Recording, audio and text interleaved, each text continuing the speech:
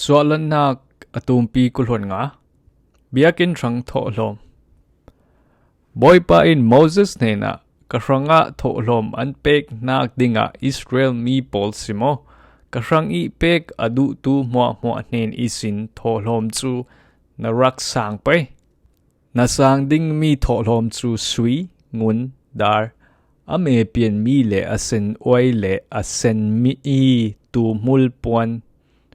nem le memul I tua mi ni puan asen I bur mi tu chang pho sa pho phun cha ane mi le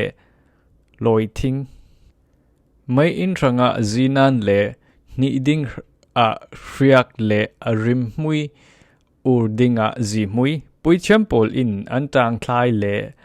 antang beng par I an red ding mi lungwar sen le lungwar dang tla an siding Israel mi pol in nak rang a in an rak sak pai I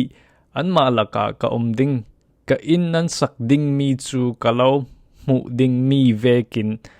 a in ruang le asung I thilri pol chu an sipai thukam red nak thingkwang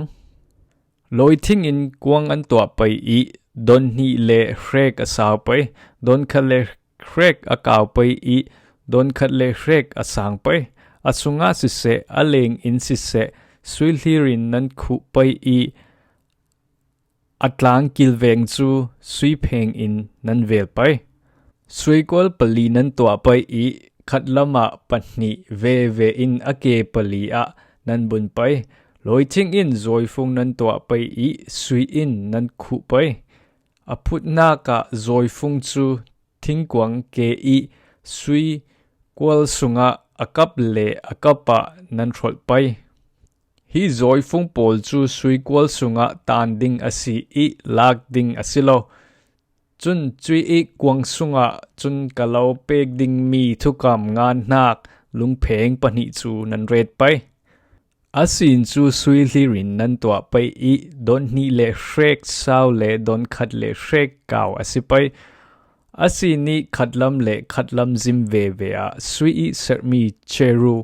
timi thla nai ramsa lem panni nan tua pai I zim khata pakhat chiar nan red pai adang te in silo in asin thon an pek ok thu pai cheru panni chu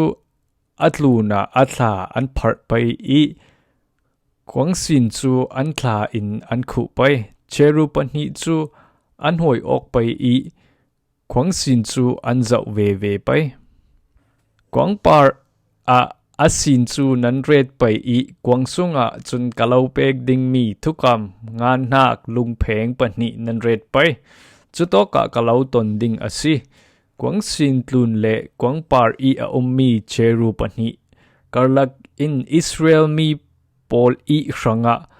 kathukam hua kalau peding asi pathian neni pek mi sangrang a chaboy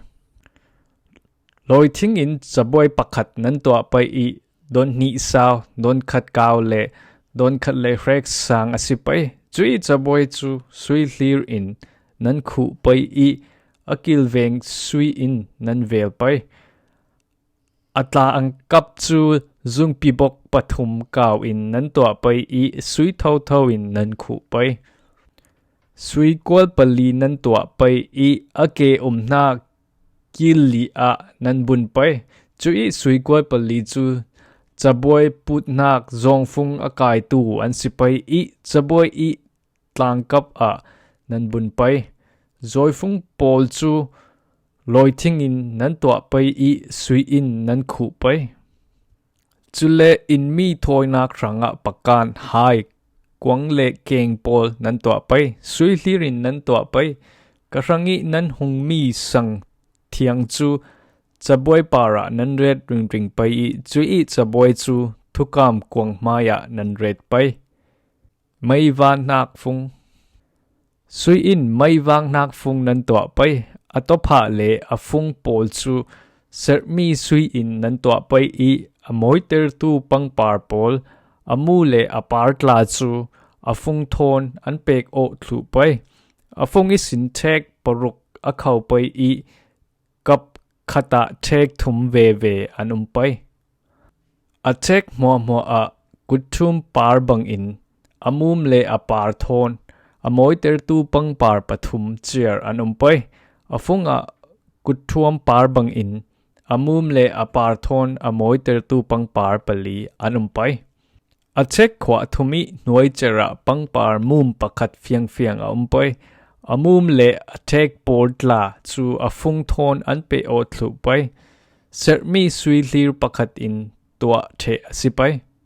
Chui mai va nak fung pakhat para mai pasari nan wang pai I amai lam tleu ter dinga nan wang pai. Chai che le dar kheng pol khal sui lir in nan tua pai. Hi mai va nak fung le a thilri mo pol tua nak a sui pong zakat nan mang pai. Tlang para kalau mu mi in ruwa vek chek chi in felte in nan tua pai. Suahlannak atumpi kulhon nga.